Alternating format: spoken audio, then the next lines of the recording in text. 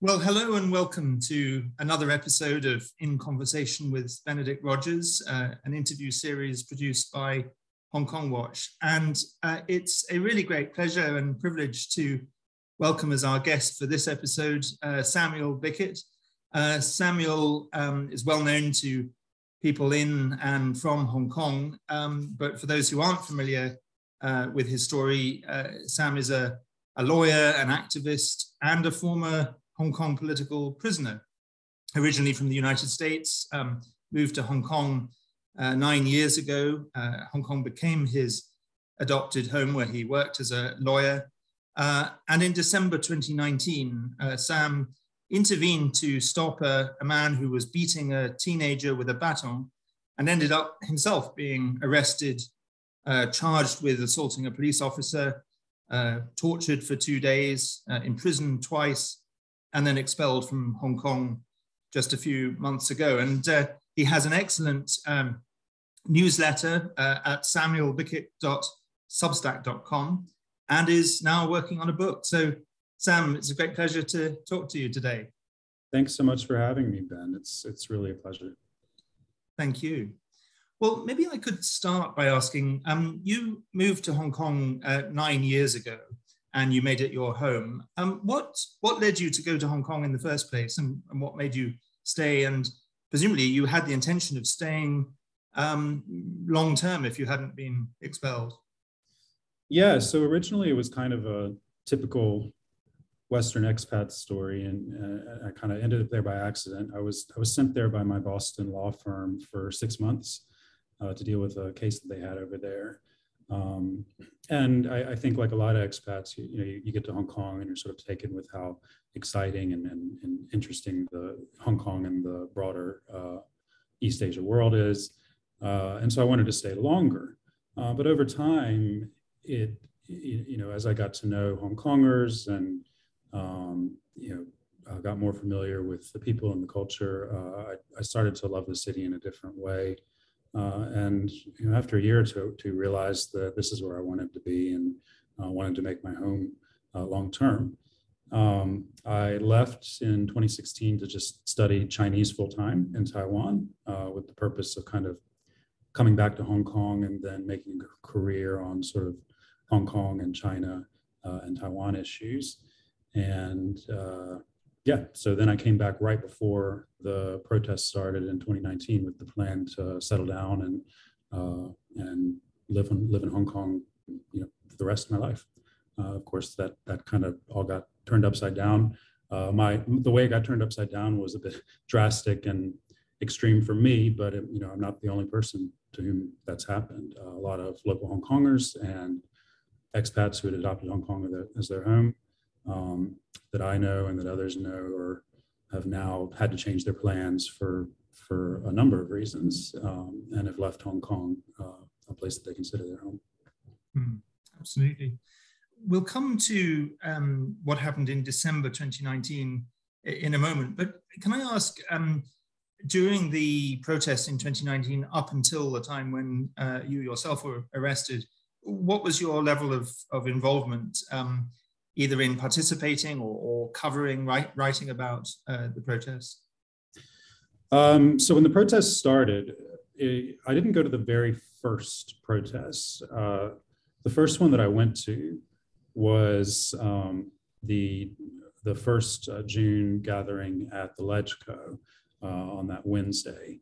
And that was pretty soon after I moved to Hong Kong. I knew that it was happening. And so what I planned to do, it was so soon after I moved to Hong Kong that I had planned to go back and pick up a replacement Hong Kong ID because I'd lost mine during my time in Taiwan. I knew that the LegCo protest would be nearby.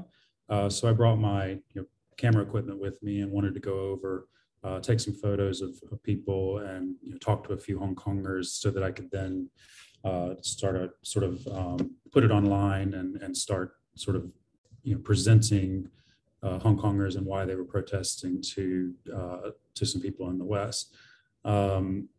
Pretty soon after I got there, it turned into something very different because tear gas started flying in.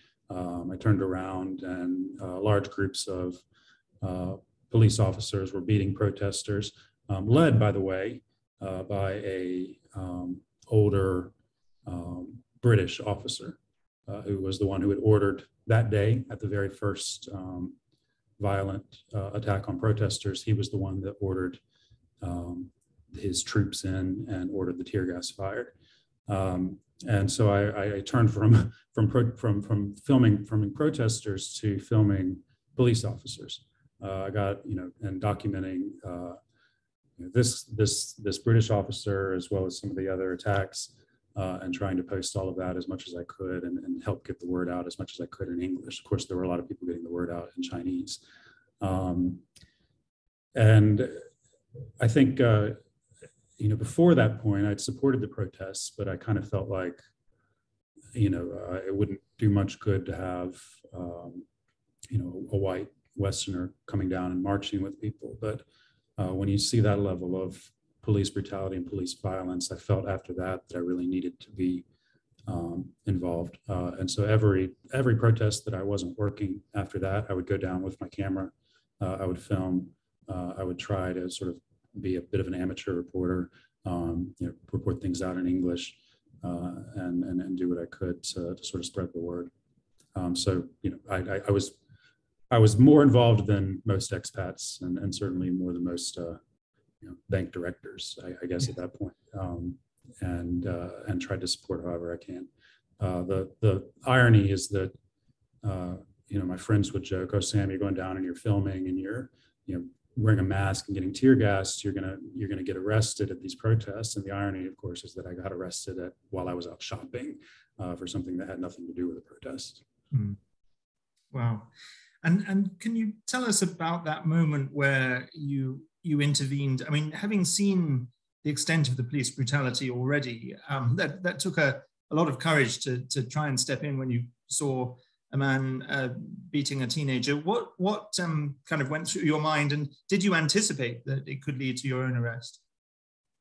Probably naively, I did not think that it would lead to my arrest, and there were a couple of reasons for that. So I was with a friend and we were out shopping. It was Christmas season. We were getting some gifts for family, and we came across this guy. He was beating this kid with a baton. Another man was holding the kid from behind, holding him still while the second man beat him. My immediate thought was that this wasn't long after we had all seen images of pro-government thugs in Yunlong beating protesters with sticks.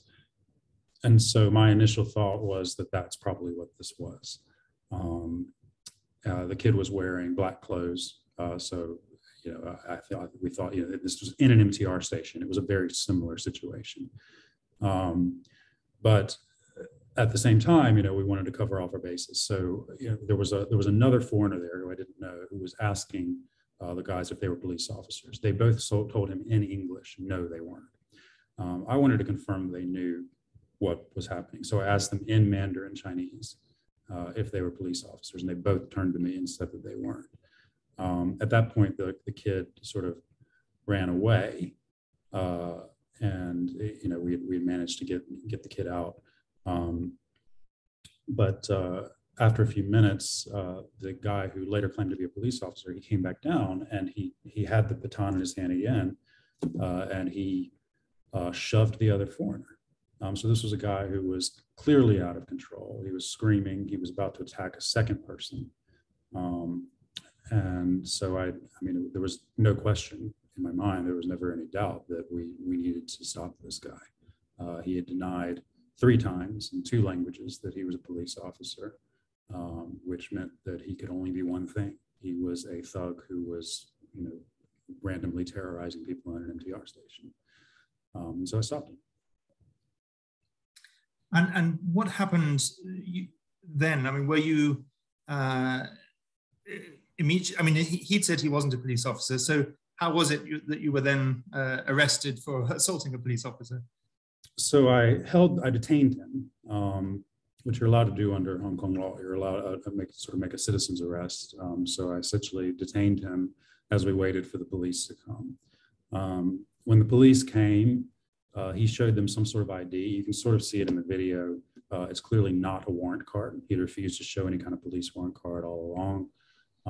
We don't know what it was. The police later lied and said it was a warrant card. And they said that he was a police officer. I mean, we speculate that it might have been a sort of a police officers club card or something like that. Who knows? But they arrested me at that point. And that's when I went through sort of the 2 days of torture. But you know, what's interesting about all of this, and this is jumping ahead, but after that, a few weeks after the incident, my lawyers wrote the police and said, you know, you've given us no evidence that this guy's actually a police officer, but you've charged Sam with assaulting a police officer. They wrote back, the police wrote back and said, other than his own statement, we have no evidence that he's a police officer. This guy was not an active police officer. What we of course wrote back and said, well, then you have no case. The police just didn't respond. So we followed up. It took 4 months. 4 months later, after we raised the issue with the DOJ, the police sent a letter dated in summer of 2019 that extended and delayed this man's retirement as a police officer until after the event happened. So I think it's quite clear that he was a retired police officer, and that they backdated a document to make it look like he was a police officer. With that said, if this guy had been an active police officer, if he had been wearing a uniform, if he had had a sign on his head that said, I am a police officer, he was beating up a kid who he admitted had committed no arrestable crime. And he then came down with a weapon in his hand and assaulted a second person who had committed no arrestable crime. It doesn't matter. Police officer or not, he was filmed on video committing serious criminal offenses, and any person there had every right to stop him from doing so. There's simply, and you know, I know these are legal issues, and I don't want to take it for granted that people understand this, but there's no doubt whatsoever in the law about this. I mean, this is about the easiest legal issue you can come across. Absolutely. Without going into any details that you might not want to, could you say a bit about the 2 days of torture that you experienced? What form did that take? Yeah, I still need to kind of sit down and write this out, because it's obviously a difficult thing to sort of talk about. I talk about it in sort of broad terms, but so what they do to me and what we understood later on, they did to a lot of people. They don't want to leave marks. So they have rooms that are set to, you know, very, very cold. I think above freezing, because there's no ice forming anywhere, but very little above that. And they then take if you have any warm clothes, they take your warm clothes away from you. And so they put me in this room where I was, you know, shivering on the ground, freezing, turning black and blue.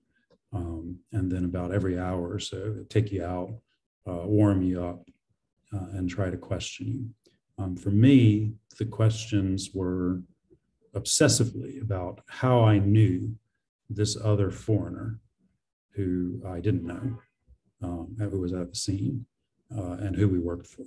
I mean, these questions are insane. So as far as I could gather from this, the police theory here was that me and this British guy were, I don't know, CIA agents or something, who had this grand plan to stand around in an MTR station on a shopping Saturday and wait for the opportunity to embarrass a retired police officer on camera. I mean, it was absolutely nuts. So, you know, obviously I said, I'm not speaking to anybody without my lawyer. And then they would put me back in the room, leave me there freezing for another hour. They refused to allow me to contact my lawyers. My friends saw me in the news, and so they got me a lawyer. That lawyer arrived around 10 or 11 p.m. And he actually wrote an affidavit later that, you know, said that in his observations, I was, you know, turning blue and black, I was shivering, suffering from rigors, and he threw a fit, and he told them, you know, they need to take me to the hospital and get me out of there. He wouldn't leave until they promised they were taking me to the hospital. Of course, then when he left, He had my friends bring me warm clothes. They refused to give me the warm clothes, and then they refused to take me to the hospital. Eventually, the next day, I think around 6 or 7 a.m., they took me, so that, all night sitting in the cell and sort of freezing without warm clothes. The next day, they took me to the hospital. At the hospital, again, we have medical records of this where the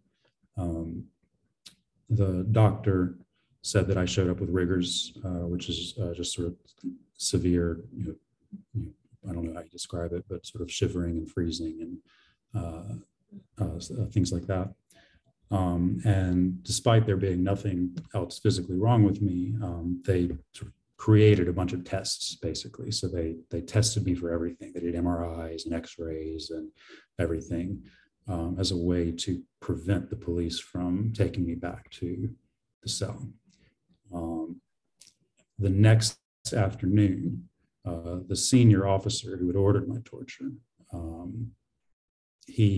guy named Thomas Anthony Lowe, he showed up himself. I mean, this is a pretty senior guy. He showed up himself at the hospital. And with the doctor standing there, he said, if you don't discharge and come back, then we're not going to take you to court and we're not going to allow you to get bail. I told him that's illegal.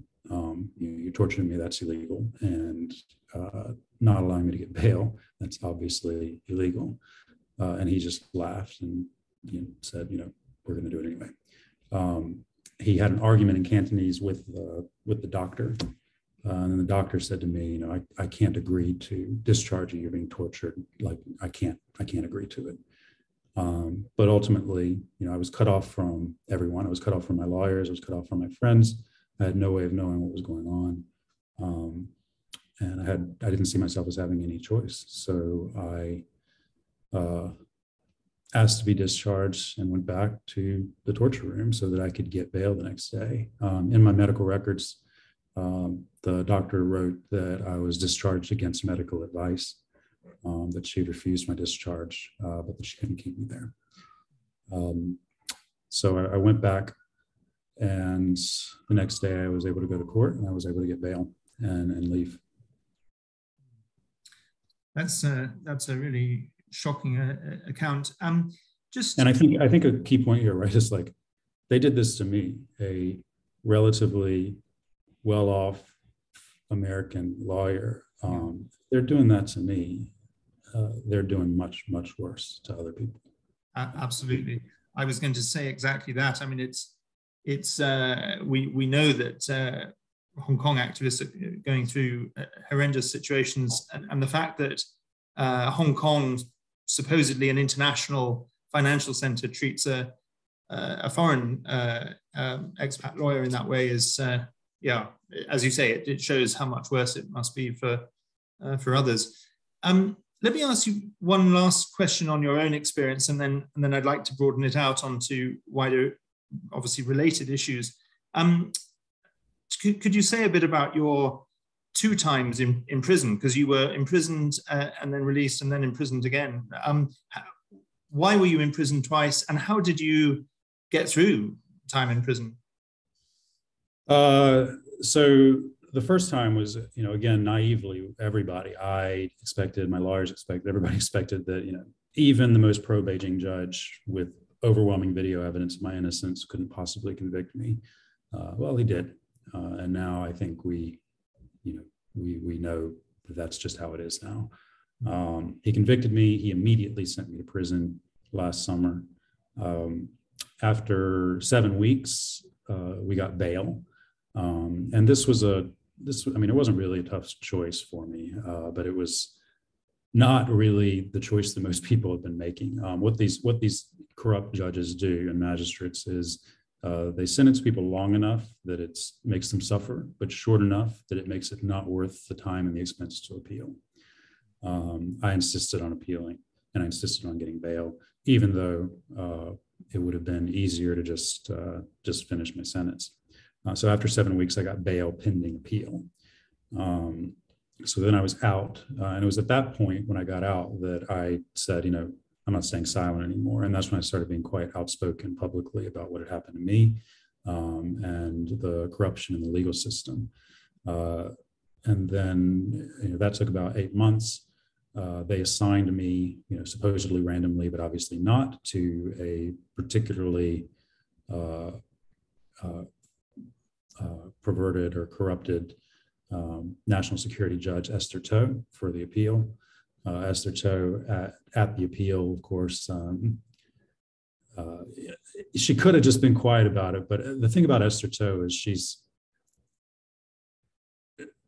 it's bad that she's a national security judge. What's good for us is that she's got to be one of the stupidest people I've ever seen.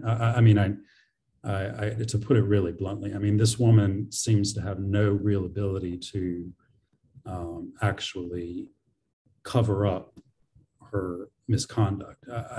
At the hearing, she sort of went off on rants and sort of rambled about how she would have committed the same crimes as the police officer. She admitted multiple times to judicial misconduct. It's quite extraordinary. And so it was more amusing than anything else. But in any case, she obviously was going to send me back to prison, and she did. That was the second one. So that was in February, and that took me until late March, at which point they took me immediately from prison to immigration, and then immigration to the airport, and then put me on a plane and kicked me out of Hong Kong. And now that's why I'm in the U.S. I think that's why they're sort of the two separate things. Prison itself, I think it's what's quite notable to me is the changes from last summer just to this spring. It's sort of some of it in the guise of COVID prevention, but some of it just sort of generally. Things have become much more restricted, much more chaotic. A lot of the rules and protections, like inspections and exercise and things like that, are just disregarded or ignored. Things like medicines are much more difficult to get. Food was coming at irregular times. It was clear just in this short period how quickly CSD, Correctional Services, was realizing that they actually didn't really need to provide people with their rights anymore, that they could pretty much get away with doing whatever they wanted. Well, thank you so much for talking about your experiences. Let me just turn to a few final questions on kind of wider issues. And one of those questions, in a sense, you've already begun to answer.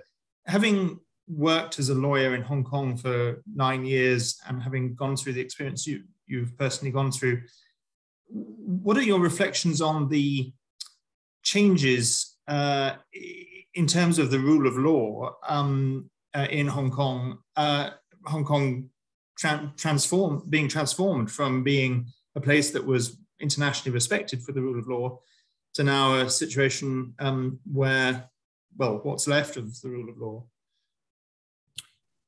I think that rule of law has been eroding in Hong Kong for quite some time. And I think even before the 2019 protests, it was quietly happening. It's become a lot more open. There's barely even lip service given to rule of law anymore, other than just sort of saying, we have rule of law and judicial independence. What I think is a theme that I've really pushed on over the last year or so in my writing and in my speaking in interviews, there still seems to be, even among our Western allies, this impression that outside of national security cases, the judiciary is still operating properly and independently, when it's very much not. I just talked about Esther Toe and my case. My case is not a national security case, right? There are countless cases, non-national security cases related to protests, related to various other things, where judges have quite blatantly, quite brazenly, simply made up evidence, lied about evidence. There's so many of these cases that I can't keep up with them. I try to write about the ones that I can. And so, we've seen foreign judges resign recently while defending the courts as independent. We had the Hong Kong Bar Association release a statement last week defending the courts as functioning and independent and with integrity. And people are believing this stuff. And it's simply not true. The courts have been co-opted into this criminal system, and not just for national security cases. So I think, there's really very little in the system now, if anything, that is still able to function independently of Beijing's sort of priorities and political motives. And in that sense, there really is no rule of law left in Hong Kong. Absolutely. Just briefly, you mentioned the the judges, but of course, the retired judges, both British and Canadian and Australian, have not resigned. What message would you have for them? I think, it's hard to say. I think we need to, one of the reasons I'm still appealing to the Court of Final Appeal, and I think that some others are as well, is because we need to build this evidence for these guys. I can't speak necessarily to their motivations. I found their statements, their full-throated supports of this court system after the resignations of the two British judges. I found them just kind of, I was dumbfounded by them. Inexplicable. It's one thing to say, we're still in a wait and see mode and we still want to stay on and see what good we can do. It's an entirely different thing to say without basis, without really any way to know, to say that the entire judicial system is operating normally and with integrity and with rule of law. It's an absolutely bizarre thing for anyone to say, much less experienced foreign judges. So for them to do so, I can't imagine that they did it without prodding from people within the government or people that it was such a sort of coordinated thing that happened. So do I think that we're going to be able to rely on these people to do the right thing eventually? I kind of doubt it, but I think we'll keep trying.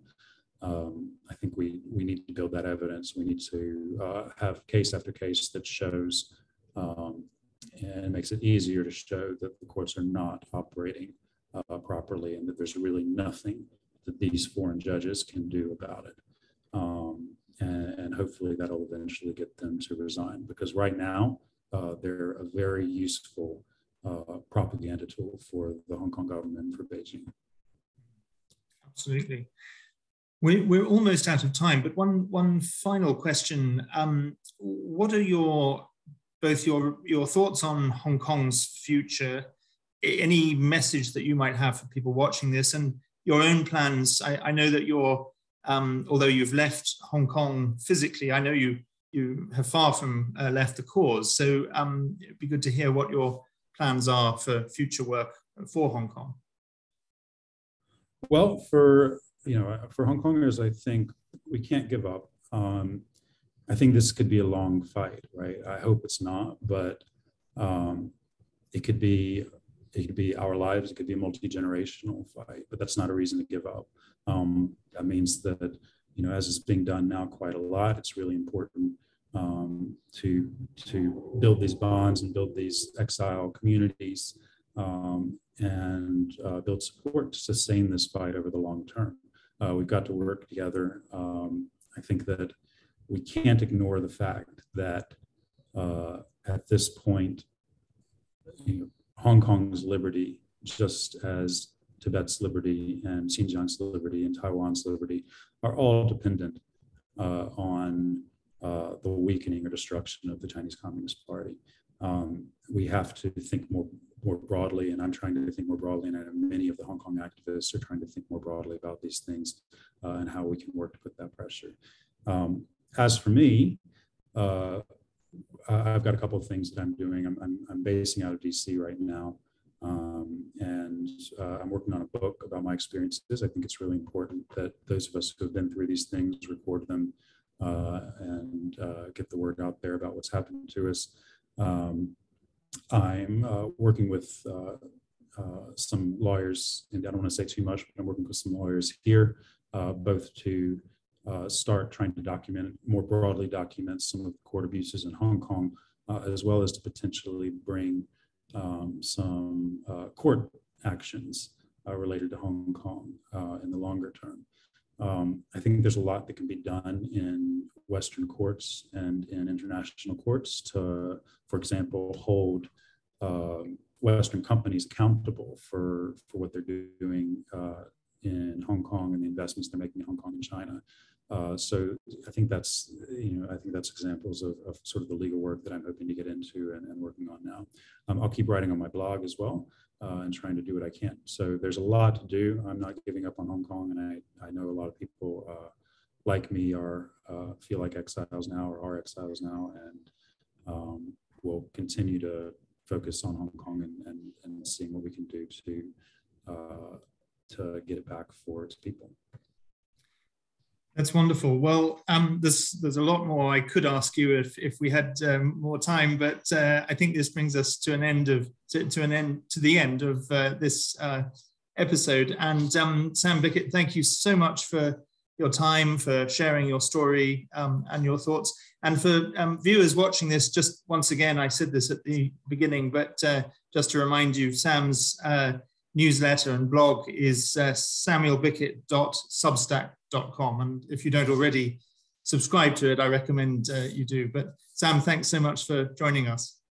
Thanks so much, Ben.